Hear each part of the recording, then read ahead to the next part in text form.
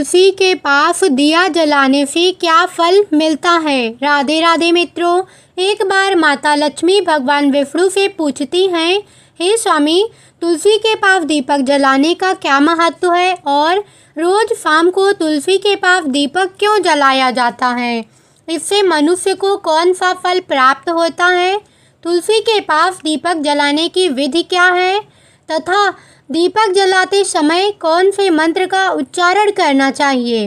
कृपया आप मुझे विस्तार से बताइए।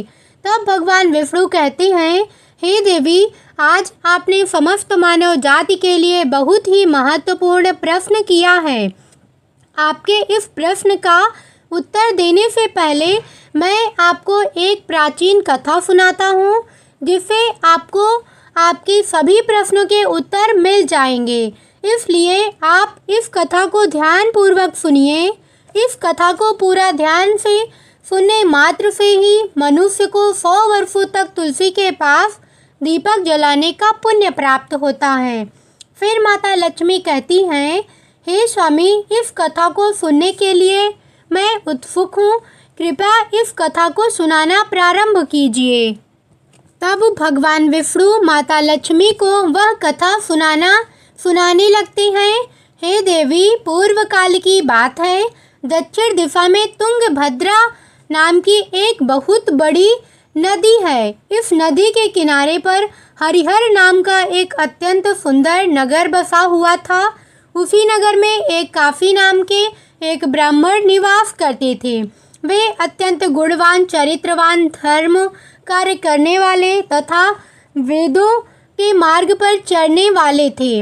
उन्होंने समस्त शास्त्र का अध्ययन किया था। उस ब्राह्मण की एक पत्नी थी जिसे लोग दुराचारी कहकर पुकारते थे, क्योंकि उसके कर्म ही उसके नाम के अनुसार थे। वह सदैव ही अपने पति को अपमानित करती थी। वह अपने पति को कुवाच्य कहती थी, पति को भयंकर दुख देती थी, पति के लिए भोजन नहीं बनाती थी। उसने अपने पति के साथ कभी शयन नहीं किया, कभी उसके साथ प्रेम से व्यवहार नहीं किया।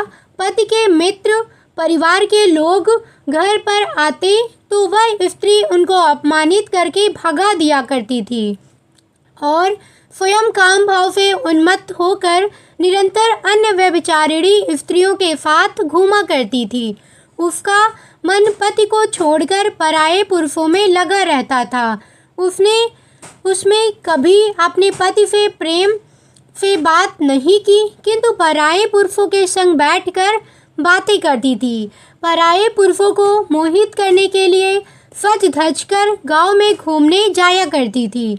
कभी वह वन में किसी वृक्ष के नीचे खड़ी होकर सुंदर पुरुषों की राह देखा करती और किसी दुष्ट पुरुष को मोहित करके उसके संग भोग विलास किया करती थी।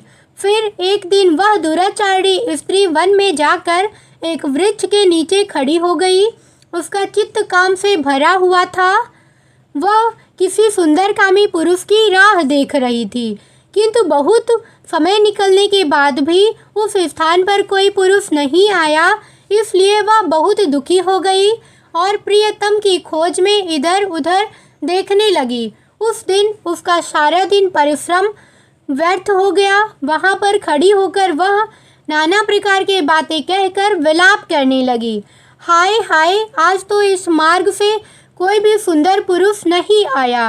अब मैं अपने कामना वासना को कैसे शांत करूं? आज की रात कैसे बीतेगी? वह जोर जोर से विलाप करने लगी। उस जंगल में एक भयानक बाघ निवास करता था। उस पापिनी स्त्री की आवाज़ सुनकर वह जाग गया और उछलकर उस स्त्री का भक्षण करने के लिए उसके पास आ गया। उस भयंकर बाघ को देखकर उस स्त्री के पसीने छूटने लगे। वह भय से थर थर कांपने लगी। वह स्त्री कुछ करती, इतने में ही उस बाघ ने अपने पंजे से उसे घायल कर दिया और वह स्त्री जमीन पर गिर गई। जमीन पर वह स्त्री चिल्लाते हुए बोली, अरे बाघ, तू किस लिए यहाँ पर आया है? मुझे मारकर मैं यहाँ पर अपने प्रियतम को खोज रही हूँ। तुम मुझे छोड़ दो। मेरा भक्षण करके तुझे क्या मिलेगा? उस स्त्री की यह बात सुनकर वह भयानक बाघ क्षण भर के लिए रुक गया और हंसते हुए बोला, हे दुष्टा, आज विधाता ने तुझे मेरा ग्रास नियुक्त किया है। तुझ जैसी पापिनी स्त्रियों का भक्षण करना ही मेरा काम है, तभी तुझे इस शरीर से मुक्ति मिलेगी। वह स्त्री कहने लगी, हे बाघ, तुम कौन हो? मुझे सच सच बताओ, तुम्हें किस कारण बाघ की योनि में जन्म लेना पड़ा और तुम मुझ जैसी स्त्रियों का भक्षण क्यों करते हो? पहले मुझे सारी बात बताओ, फिर मेरा भक्षण करो। फिर बाघ कहने लगा, हे पापिनी, मैं तुझे मेरे पूर्व जन्म का वृतांत बताता हूँ। किस कारण से मुझे बाघ बनना पड़ा। पूर्व काल में दक्षिण देश में एक नगरी बसी हुई थी। उस नगरी में मैं निवास करता था। वह जो नगरी थी वह नदी के किनारे बसी हुई थी। मैं उस गांव में एक ब्राह्मण का पुत्र था और नदी किनारे यज्ञ आदि कार्य किया करता था। मैंने उस जन्म में अनेक पापियों के लिए यज्ञ किया, उन पापियों के घर का भोजन किया। मैंने धन के लोभ से अनेक पापियों के लिए कार्य किया। जिन वस्तुओं का दान ब्राह्मण को नहीं लेना चाहिए, उन वस्तुओं का भी दान भी मैंने ग्रहण किया और दूसरों से धन लेता था, लेकिन कभी वापस नहीं करता था। इस प्रकार के पाप करते हुए मुझे बहुत साल बीत गए और मैं बूढ़ा हो गया। मेरे बाल सफ़ेद हो गए, आंखें सूज गई, मुंह से सारे दांत गिर गए, लेकिन फिर भी मेरे दान लेने की आदत नहीं छूटी। मैं पाप करता गया। फिर एक दिन मैं धन के लोभ से नदी के किनारे गया और अन्य धूर्त ब्राह्मणों के साथ मिलकर हमने लोगों को ठगा। झूठ मंत्र वचन बोलकर हमने बिना विधि विधान किए ही देवी देवताओं का पूजन किया और बहुत सारा धन दान में ले लिया। फिर उसी स्थान पर एक बीमार कुत्ते ने काट लिया और मैं उसी स्थान पर मूर्छित होकर गिर पड़ा। उसी समय मेरे प्राण चले गए और फिर यम के दूत उस स्थान पर प्रकट हुए और मुझे पकड़कर यमपुरी ले गए। वहाँ पर यमराज ने चित्रगुप्त से मेरे कर्म का लेखा जोखा निकालने के लिए कहा। फिर चित्रगुप्त कहने लगे, हे धर्मराज, इस ब्राह्मण ने घोर पाप किए हैं। इसने दूसरे से झूठ बोलकर धन लूटा है, विधि विधान से पूजा ना करके झूठ मंत्र बोलकर भगवान का अपमान किया है। इसलिए यह पापी ब्राह्मण केवल नरक जाने के ही योग्य है। फिर यमराज ने अपने दूतों को आदेश देकर मुझे अग्नि में डाल दिया। अनेक वर्षों तक नरक की सजा भोगने के बाद मुझे बाघ का शरीर प्राप्त हुआ और मैं इस दुर्गम वन में निवास करने लगा। मैं अपने पूर्व जन्म के पापों को याद करके कभी महात्मा, साधु, पुरुष, सती स्त्रियों का भक्षण नहीं करता हूँ। मैं केवल पापी, दुराचारी तथा कुलटा स्त्रियों का ही भक्षण करता हूँ ताकि मुझे पाप से मुक्ति मिल सके। इस प्रकार से उस बाघ ने अपने पूर्व जन्म का वृतांत सुना दिया और उस स्त्री से कहने लगा, हे पापिनी, तू कुलटा दिखाई पड़ती है। अपने पति को छोड़कर तू अन्य पुरुष के साथ भोग विलास करने के लिए आई है, इसलिए तू आज मेरा ग्रास अवश्य बनेगी। इतना कहकर उस बाघ ने अपने तीक्ष्ण नाखून से उस पापी स्त्री के टुकड़े टुकड़े करके उसे खा गया। फिर उस स्थान पर यम के दूत प्रकट हुए और उस पापिनी स्त्री को उठाकर यमपुरी ले गए। वहां पर उसे यमराज के सामने खड़ा किया गया।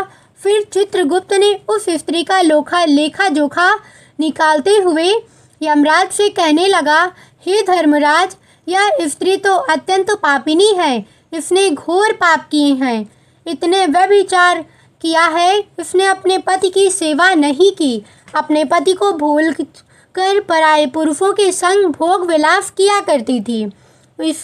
उसके पाप सुनकर यमराज ने उस स्त्री को अग्नि से भरे हुए कुंडों में डालने का आदेश दिया। अनेक वर्षों तक उसे उस कुंड में पकाया गया। फिर उसे निकालकर दूसरे नरक में डाल दिया गया। इस प्रकार वह उसे अनेक वर्षों तक अलग अलग नरकों में डाला गया और नरकों में डालने के बाद वह महापापी स्त्री पुनः पृथ्वी लोक पर आकर चांडाल के रूप में उत्पन्न हुई। चांडाल के घर में जन्म लेकर वह फिर से अनेक पाप करने लगी। वह विचार करने लगी, अनेक पापी पुरुषों के संग विहार करने लगी। कुछ समय बाद पूर्व जन्म के पापों के कारण उसे कोढ़ का रोग हो गया और वह भयानक पीड़ा सहन करने लगी। उसका अंग अंग जलने लगा, उसके नेत्रों में पीड़ा होने लगी। इस दुख को सहन करती हुई वह दिन बिताने लगी। फिर एक दिन तीर्थ में स्नान करने के उद्देश्य से वह अनंतपुरा में चली गई। वहाँ पर वह एक आश्रम के बाहर निवास करने लगी। वहाँ उस आश्रम में एक तुलसी का पौधा था। अन्य स्त्रियों को उस तुलसी के पास दीपक जलाते हुए देख उस पापी स्त्री ने भी वही किया। उसने तुलसी के पौधे के पास एक दीपक जला दिया। फिर उसी रात हृदयघात से उसकी मौत हो गई और यमराज के दूत उसे ले जाने के लिए वहां पर प्रकट हुए। जैसे ही यम के दूत उस पापी स्त्री को पाप से लाकर ले जाने लगे, यानी कि प्राण उसके लेकर ले जाने लगे, तभी भगवान विष्णु के दो पार्षद उस स्थान पर प्रकट हुए और उन्होंने उन दोनों को रोक लिया और कहने लगे, हे दूतों, इस स्त्री को तुम छोड़ दो। यह स्त्री नरक जाने के योग्य नहीं है। तुम किसके आदेश से ऐसा अधर्म कर रहे हो? फिर यम के दूत कहने लगे, हे पार्षदों, हम यमराज के आदेश से इस पापी स्त्री को उठाकर ले जा रहे हैं, किंतु आप हमसे किस कारण से रोक रहे हैं? यह स्त्री अत्यंत पापी है, इसे नरक ले जाने की आज्ञा मिली है। फिर पार्षद कहने लगे, हे दूतों, यह स्त्री तो विष्णु भक्त है, यह नरक जाने योग्य नहीं है। इसने शाम को तुलसी के पास दीपक जलाया है, इसी कारण से इसके समस्त पाप नष्ट हो गए हैं। यह नरक जाने योग्य नहीं है, यह स्वर्ग जाने की अधिकारी बन चुकी है। पार्षदों की बात सुनकर यमदूतों ने उस स्त्री को उस स्थान पर छोड़ दिया और यमलोक लौट गए। वहां जाकर उन्होंने यमराज को सारा वृतांत सुना दिया। फिर भगवान के पार्षद दिव्य विमान में बैठाकर स्वर्ग लोक ले गए। भगवान विष्णु कहते हैं, हे देवी, इस प्रकार से तुलसी के पास दीपक जलाने मात्र से ही मनुष्य के सभी पाप नष्ट हो जाते हैं। जो स्त्री नित्य शाम को तुलसी के पास दीपक जलाती है वह सौभाग्यशाली बनती है। उसके पूर्व जन्मों के सभी पाप नष्ट हो जाते हैं, उसे सुख समृद्धि की प्राप्ति होती है। रोज तुलसी के पास दीपक जलाते समय इस मंत्र का उच्चारण करना चाहिए। ओम तुलसी देव्ये च विद्महे विष्णु प्रियाय च धीमहि तन्नो वृंदा प्रचोदयात्, जिसका अर्थ होता है, विष्णु प्रिय तुलसी, मैं आपको नमन करती हूँ, आप मुझे उच्च बुद्धि दो। हे वृंदा, आप मेरे मन को रोशन करो। भगवान विष्णु कहते हैं, हे देवी, हजारों अमृत के घड़ों से भी नहलाने से नहीं होती जितनी वे मनुष्य के द्वारा तुलसी का एक पत्ता चढ़ाने मात्र से प्राप्त करते हैं। 10,000 गौदान से मानव जो फल प्राप्त करता है वही फल तुलसी पत्र के दान से पा लेता है। जो मृत्यु के समय अपने मुख में तुलसी पत्र का जल पाल जाता है वह संपूर्ण पापों से मुक्त होकर भगवान श्री हरि विष्णु के धाम जाता है। हिंदू धर्म में तुलसी की पौधे का महत्व सबसे अधिक है। इसकी पूजा सबसे पहले भगवान विष्णु ने की थी। भगवान विष्णु कहती हैं, जिस प्रकार से देवी लक्ष्मी से बैकुंठ में तुलसी के कारण ही पवित्रता प्राप्त है, पृथ्वी लोक पर जिस स्थान पर तुलसी का पौधा होगा उस स्थान पर बुराई का वास नहीं होगा। ऐसा स्थान सबसे अधिक पवित्र होगा। इसी कारण से हमें हमारे घर में तुलसी का पौधा अवश्य लगाना चाहिए। इस प्रकार से भगवान विष्णु ने तुलसी के पास दिया जलाने का महत्व बताया। ऐसी ही वीडियो देखने के लिए वीडियो को लाइक, चैनल को सब्सक्राइब करके अपने मित्रों संबंधियों के साथ शेयर करना। साथ ही कमेंट में ओम नमो नारायणी भगवती वासुदेवाय नमः जरूर लिखना और माँ लक्ष्मी की जय जरूर लिखना। धन्यवाद।